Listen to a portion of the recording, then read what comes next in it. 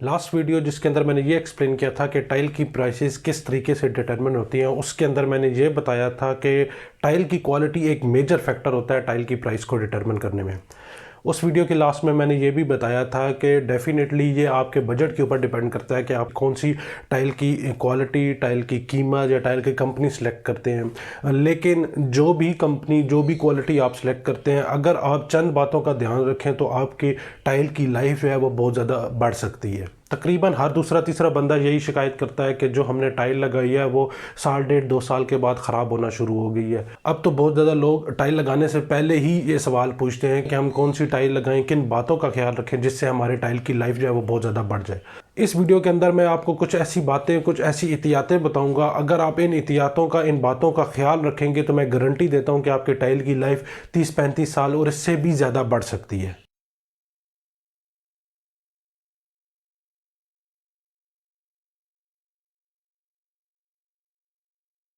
अस्सलाम वालेकुम, मैं हूं हसीब गुल और आप देख रहे हैं अवान टाइल्स यूट्यूब चैनल। सबसे पहले हम ये डिस्कस कर लेते हैं कि जब हम ये बात करते हैं कि टाइल की लाइफ हमने ज़्यादा करनी है तो इससे हमारी मुराद क्या होती है।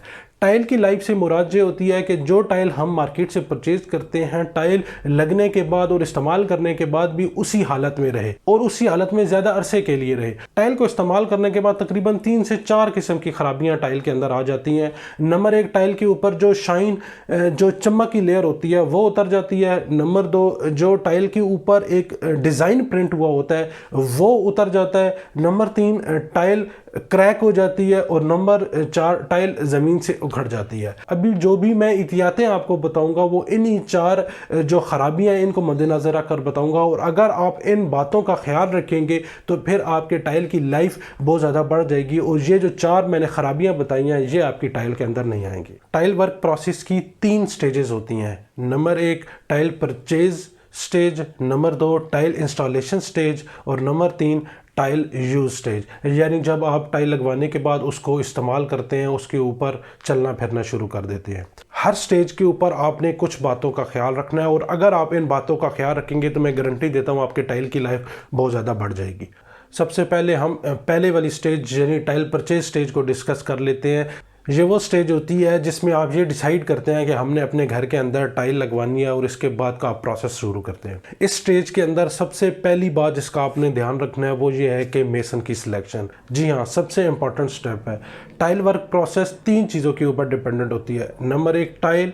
Number 2, tile installation material. और नंबर 2, लेबर। अगर हम इन तीनों पोर्शंस को 100 में से नंबर देना चाहें तो मैं हमेशा लेबर को 50 नंबर देता हूं, क्योंकि टाइल वर्क प्रोसेस के अंदर लेबर की बहुत ज़्यादा अहमियत है। अगर आपको एक अच्छा मिस्त्री, एक अच्छा मेसन मिल जाता है तो फिर आपको किसी और चीज़ की ख्याल रखने की ज़रूरत नहीं पड़ती, मेसन खुद से ही सारा काम ठीक कर देता है। लेकिन अगर आपको मेसन सही नहीं मिलता तो आप जितनी अच्छी क्वालिटी की टाइल भी लगा लेंगे वो भी कुछ अरसे के बाद ख़राब हो जाएगी, क्योंकि टाइल लगवाने के दौरान कुछ ऐसी एहतियातें करनी होती हैं जिनका ख्याल आपने तो रखना होता है लेकिन असल में काम जो है वो लेबर ने करना होता है। अगर लेबर को ही वो काम नहीं पता होगा तो डेफिनेटली आपके टाइल की जो लाइफ है वो बहुत ज़्यादा गिर जाएगी। तो मेसन सेलेक्ट करते हुए आपने बहुत ही एहतियात करनी है। यहाँ पर मैं आपको एक प्रो टिप दे देता हूँ। जब भी आपको मेसन या कोई भी ऐसा काम करने के लिए बंदा हायर करने की ज़रूरत हो तो उसकी सिलेक्शन करने का आसान तरीका यह है कि आप उससे टेक्निकल सवाल करें। इससे पहले आपको अपने काम का बेसिक नॉलेज होना ज़रूरी है और वो नॉलेज आपको मिल सकता है। जब आप वो नॉलेज अपने मिस्त्री या मेसन या किसी भी ऐसे बंदे के साथ जिससे आपने काम करवाना है उससे डिस्कस करेंगे तो आपको यह आइडिया हो जाएगा कि उस बंदे को इस बारे में कितना नॉलेज है और उस बंदे को यह आइडिया हो जाएगा कि इस बंदे को इस काम के बारे में कितना नॉलेज है। अगर तो वो मेसन ठीक काम करने वाला होगा तो डेफिनेटली आपको वो सारी चीज़ें एक्सप्लेन करेगा जो जो वो करना चाहता है, और चूंकि आपको भी इसका पहले नॉलेज होगा तो आप ज़्यादा अच्छे तरीके से उसको एक्सप्लेन भी कर सकेंगे और उसको जज भी कर सकेंगे। मेसन की सिलेक्शन के बाद बारी आ जाती है टाइल की सिलेक्शन की। अगर तो आपको मैट टाइल और पॉलिश टाइल का डिफरेंस कोई इफेक्ट नहीं कर रहा और आपको ये मैटर नहीं करता कि आप मैट टाइल लगाएं या पॉलिश टाइल लगाएं तो फिर मैं आपको ये सजेस्ट करूंगा कि आप हमेशा पॉलिश टाइल लें, क्योंकि पॉलिश टाइल के ऊपर एक एक्स्ट्रा शाइन की लेयर चढ़ी होती है जिसकी वजह से उसकी लाइफ ज़्यादा बढ़ सकती है अगर आप थोड़ी सी एहतियात करें तो। और इसके अलावा पॉलिश टाइल की सफाई भी बहुत ज़्यादा आसान होती है, तो फ्यूचर में आपको जो है ये बहुत ज़्यादा चीज़ हेल्प करेगी। पहले स्टेज के अंदर तीसरी चीज़ जिसका आपने बहुत ज़्यादा ध्यान रखना है वो ये है कि आप जो भी क्वालिटी, जो भी कीमत, जो भी कंपनी सेलेक्ट कर रहे हैं, आपने हमेशा उस क्वालिटी, उस साइज़ और उस कीमत की ए क्वालिटी की टाइल परचेज़ करनी है। हर कंपनी जब भी टाइल बनाती है तो ऐसा नहीं होता कि सारी की सारी टाइल बिल्कुल ठीक बनती हैं। उसमें 3-4 ग्रेड्स बन जाते हैं, जिसमें ए ग्रेड होता है, फिर बी ग्रेड होता है, फिर सी ग्रेड होता है, फिर कमर्शियल ग्रेड होता है। तो आपने हमेशा कोशिश ये करनी है कि आपने ए ग्रेड की टाइल परचेज़ करनी है, क्योंकि जो भी कंपनी आप सेलेक्ट करेंगे, जो भी साइज़ आप सेलेक्ट करेंगे, जब उसमें आप एक क्वालिटी की टाइल परचेज़ करेंगे तो उसके अंदर जो छोटे मोटे फॉल्ट होते हैं, जैसे साइज़ वेरिएशन हो गया, प्रिंट ख़राब नहीं होता, या इसके अलावा पिन होल्स हो जाते हैं, तो इस तरह की चीज़ें जो है आपको वो ए ग्रेड के अंदर नहीं मिलेंगी। तो ऑटोमेटिकली आप जो है अपनी उस जो बजट आपने सेलेक्ट किया उसके अंदर आप बेहतर किस्म की टाइल लगा रहे होंगे। चौथी चीज़ जो आपने पहले स्टेज के अंदर आपने कंसिडर करनी है वो ये है कि आप टाइल परचेज़ करने के बाद और लगाने से पहले ये देख लें कि टाइल के किनारे वगैरह टूटे तो नहीं हुए, या किसी किस्म का ऊपर से कोई प्रिंट तो नहीं ख़राब हुआ। ये चीज़ आप लगाने से पहले ध्यान रखा करें, क्योंकि लगने के बाद ये चीज़ें क्लेम नहीं होती। और आसान तरीका इसका ये है कि जब भी टाइल आप लेके आएँ और मेसन को कहीं के लगाने से पहले 2 या 3 डब्बे इकट्ठे खोल लें और उनको ज़मीन के ऊपर बिछा दें और उनको सेट करके एक तो आप अपना पैटर्न बना लें, नंबर 2 आप उसके ऊपर जो टेक्सचर है वो देख लें, ताकि आपको ये अंदाज़ा हो जाए कि अगर कोई टाइल ख़राब है तो आपने उसको पहले से ही साइड पे कर देनी है, ताकि आपको बाद में मसला ना बने। ये 3 से 4 चीज़ें हैं जिनका आपने टाइल परचेज़ करने के दौरान लगवाने से पहले ख्याल रखना है। अब बारी आती है दूसरे स्टेज की, यानी टाइल इंस्टॉलेशन स्टेज की। इस स्टेज की सबसे पहली एहतियात तो मैंने आपको ऑलरेडी बता दिया है कि आपने मेसन का जो सिलेक्शन है वो बहुत ज़्यादा एहतियात से करनी है। आपने ऐसा मेसन हायर करना है जो बात को समझता हो और अच्छे तरीके से काम करता हो, इक्विपमेंट भी यूज़ करना जानता हो, मटेरियल्स भी यूज़ करना जानता हो। अगर आप एक ऐसा मिस्त्री हायर कर लेते हैं जो काम को अच्छे तरीके से करता है, तो फिर आपको किसी चीज़ की एहतियात करने की ज़रूरत नहीं पड़ेगी, मिस्त्री खुद से ये सारा काम कर लेगा। मिस्त्री या मेसन की सिलेक्शन के बाद जो दूसरे स्टेज के ऊपर सबसे पहली एहतियात करने की ज़रूरत है वो ये है कि आपने हमेशा टाइल को टाइल बॉन्ड के साथ इंस्टॉल करवाना है। मिस्त्री आपका बोलेगा कि मैंने फ़र्श की टाइल सीमेंट से लगानी है, ये मसला हो गया, वो मसला हो गया, हम बॉन्ड से नहीं लगाते, या आप ये बॉन्ड लगा लें। आपने किसी बात के ऊपर कान नहीं धरने, आपने टाइल हमेशा टाइल बॉन्ड के साथ ही इंस्टॉल करवानी है। सीमेंट के साथ टाइल क्यों नहीं इंस्टॉल करवानी, इसके ऊपर ऑलरेडी मैं वीडियोज़ बना चुका हूँ, लिंक मैं डिस्क्रिप्शन में दे दूँगा, आप वो वीडियो देख लीजिएगा। दूसरी स्टेज के ऊपर दूसरी एहतियात आपने ये करनी है कि टाइल बॉन्ड के साथ लगवाने के साथ साथ आपने ये भी ध्यान में रखना है कि टाइल हमेशा अच्छी क्वालिटी के टाइल बॉन्ड के साथ लगवानी है। मार्केट में आपको टाइल बॉन्ड के अंदर बहुत ज़्यादा क्वालिटीज़ मिलेंगी, अच्छी क्वालिटी के टाइल बॉन्ड भी मिलेंगे और घटिया क्वालिटी के टाइल बॉन्ड भी मिलेंगे। तो आपने चंद पैसों की बचत नहीं करनी और आपने हमेशा अच्छी क्वालिटी का टाइल बॉन्ड इस्तेमाल करना है। उससे आपको ये फ़ायदा होगा कि आपकी टाइल की जो लाइफ है बहुत ज़्यादा बढ़ जाएगी। ये आपने डिसाइड कर लिया है कि आपने टाइल बॉन्ड से लगवानी है और अच्छी क्वालिटी का टाइल बॉन्ड इस्तेमाल करना है। अब जो तीसरी एहतियात है वो ये है कि टाइल लगवाने से पहले आपकी दीवारें या आपका जो फर्श है वो हमेशा लेवल में होने चाहिए। ये ऐसा फैक्टर है जिसको तकरीबन ज़्यादातर मिस्त्री इग्नोर कर देते हैं, जिससे टाइल लग तो जाती है लेकिन बाद में बहुत ज़्यादा मसला आता है। अक्सर टाइलें टूट जाती हैं, टाइलें उखड़ जाती हैं, टाइल बॉन्ड बहुत ज़्यादा इस्तेमाल हो जाता है। तो इसका आपने खुद से ध्यान रखना है। गलती अमूमन ये हो जाती है कि हम ढांचे के लिए एक अलग मिस्त्री हायर करते हैं, प्लास्टर के लिए अलग मिस्त्री हायर करते हैं और टाइल वर्क के लिए अलग मिस्त्री हायर करते हैं। होता यह है कि जिस बंदे के साथ हमने ढांचे का ठेका किया होता है उसको मालूम होता है कि मैंने सिर्फ ये ढांचा बनाना है, इसीलिए वो काम जल्दी अपना ख़त्म करता है अपना टाइम बचाने के लिए और अपनी मजदूरी बचाने के लिए। तो वो लेवल का ख्याल नहीं रखता, दीवारें जो है वो भी एक सीध में नहीं होती और फर्श वगैरह भी अगर वो बनाए तो वो भी सीध में नहीं होती।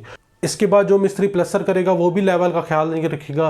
तो तीसरा मिस्त्री जो टाइल लगाने के लिए आएगा उसके लिए बहुत ज़्यादा मसला हो जाएगा दीवार के लेवल को सीधा करने में।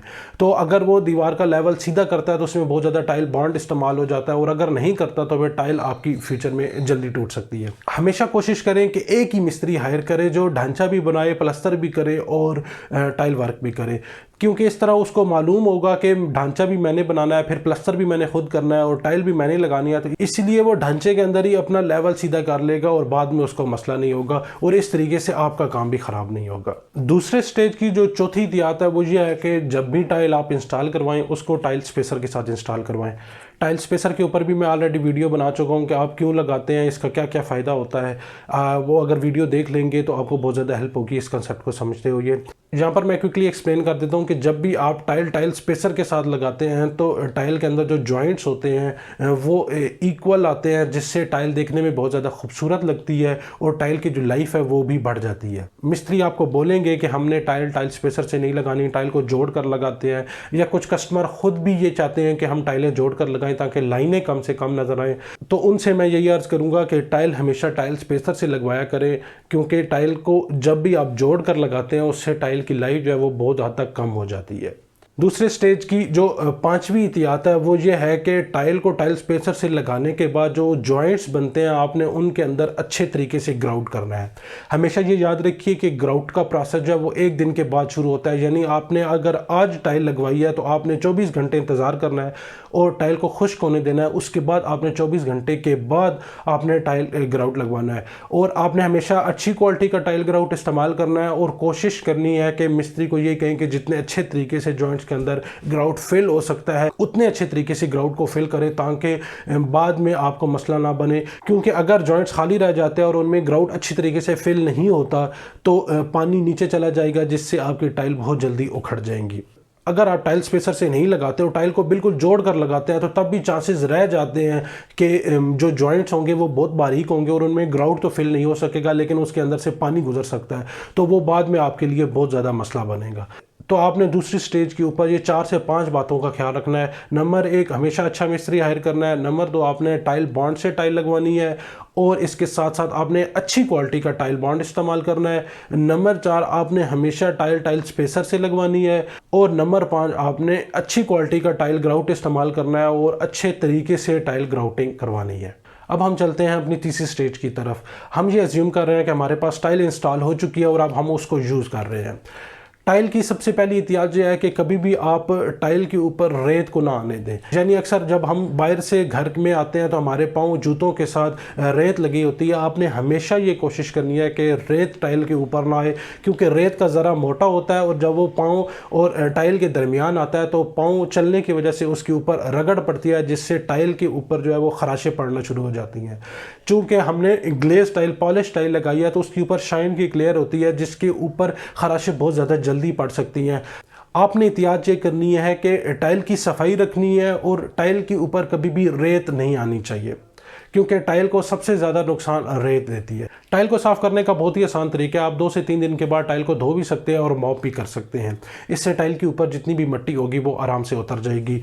चूँकि आपने पॉलिश टाइल लगाई है तो इसलिए आपने इस बात का ख्याल रखना है कि कोई भी चीज़ उसके ऊपर रगड़ ना खाए ताकि उसके ऊपर खराशें ना पड़े। अगर आप सफाई का ध्यान रखते हैं और आपने ये भी मेक श्योर कर लिया है कि जो स्लोप है वो भी ठीक बनी है, टाइल के ऊपर पानी भी खड़ा नहीं होता, तो आप रेगुलर इसकी सफाई करते रहते हैं, तो फिर मैं गारंटी देता हूँ कि आपकी टाइल की जो लाइफ है वो बहुत ज़्यादा बढ़ जाएगी। इसके अलावा अक्सर भारी भरकम चीज़ें गिरने से टाइलें टूट जाती हैं, तो आपने ये भी ध्यान रखना है कि टाइल के ऊपर कोई भी ऐसी वजनी चीज़ गिरे नहीं ताकि टाइल जो ब्रेक ना हो, वरना टाइल के पीस को आपको रिप्लेस करना पड़ेगा। यहाँ पर मैं आपको एक और एहतियात ये भी बता देता हूँ कि हमेशा कोशिश करें कि जो भी टाइल इंस्टॉल करें उसके 5-6 पीस या एक आध कार्टन अपने पास बैकअप के लिए सेव कर लें, ताकि इन केस खुदा ना खास्ता अगर कोई मसला आ जाता है तो आपके पास वही टाइल उसी प्रिंट उसी क्वालिटी की मौजूद हो और आप उसको ईजिली रिप्लेस कर सकें।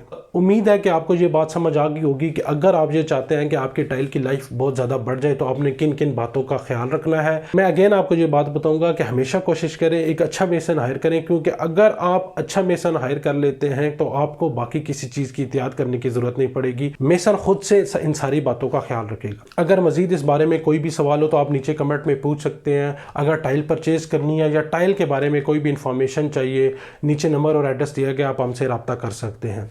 इस चैनल का मकसद कंस्ट्रक्शन और कंस्ट्रक्शन से जुड़ी हुई हर मालूमात आप तक पहुँचाना है।